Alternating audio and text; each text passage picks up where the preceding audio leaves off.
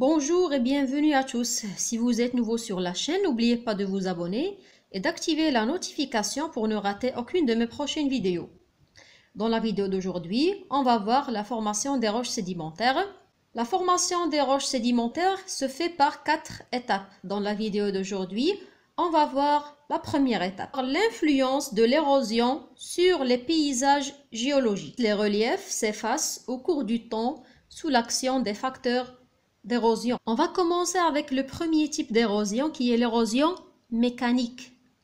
Donc, un certain nombre d'agents physiques produisent la fragmentation des roches. Nous avons comme premier exemple la gélifraction.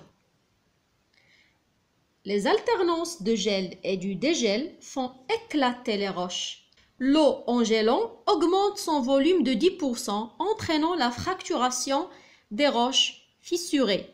Les glaciers, c'est l'action mécanique des glaciers, comme le glissement et les avalanches, qui va user les roches, modeler les paysages en creusant des vallées. Le vent est particulièrement actif dans les déserts. Les grains de sable transportés par le vent attaquent les roches et les creusent. Les vagues. En bord de mer, l'action des vagues use les falaises et détruit les roches peu à peu. La végétation, les racines des arbres fragmentent les roches et agrandissent les fissures. L'eau. Suite à des précipitations répétées, le passage des eaux de ruissellement va user mécaniquement les roches. Les variations de température. Les variations de température entre le jour et la nuit entraînent une dilatation ou une compression des roches. Les roches se fissurent et finissent par éclater. Donc, l'érosion mécanique est le phénomène de dégradation et de fragmentation d'une roche sous l'effet des facteurs naturels tels que le vent, l'eau, la variation de température, les vagues, etc.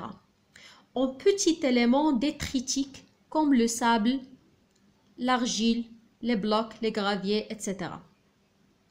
الحد الميكانيكي هي ظاهرة تفتت وتكسر الصخرة تحت عوامل طبيعية كالرياح، المياه، تغيرات درجة الحرارة والأمواج إلى غير ذلك، وتحويلها إلى عناصر حتاتية صغيرة كالرمال والطين والجلاميد إلى غير ذلك من العناصر الحتاتية.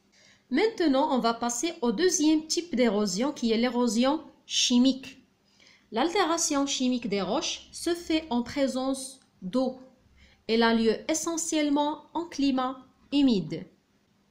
Nous avons l'exemple de la dissolution.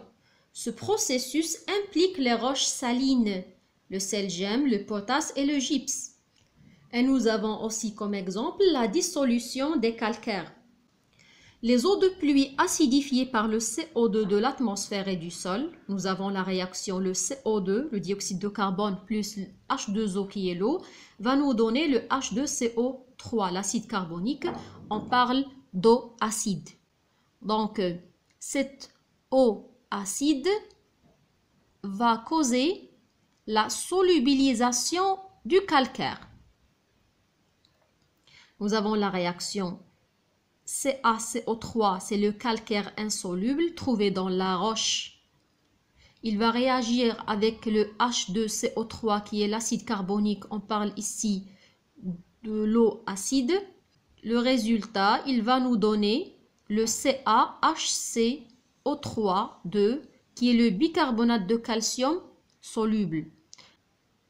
Donc le calcaire va passer de l'état insoluble au solide à l'état soluble, donc il va être dissous dans l'eau.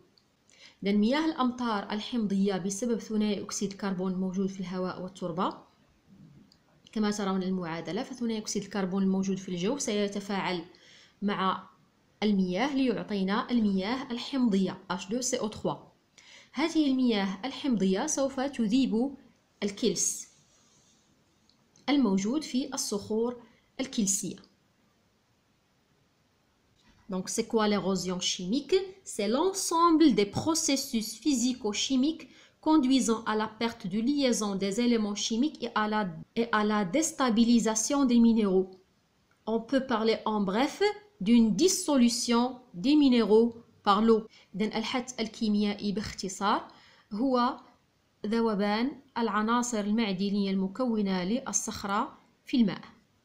En résumé, l'érosion peut être divisée en deux. L'érosion mécanique qui donne des produits à l'état solide, on parle d'éléments détritiques comme les blocs, les sables, l'argile, etc.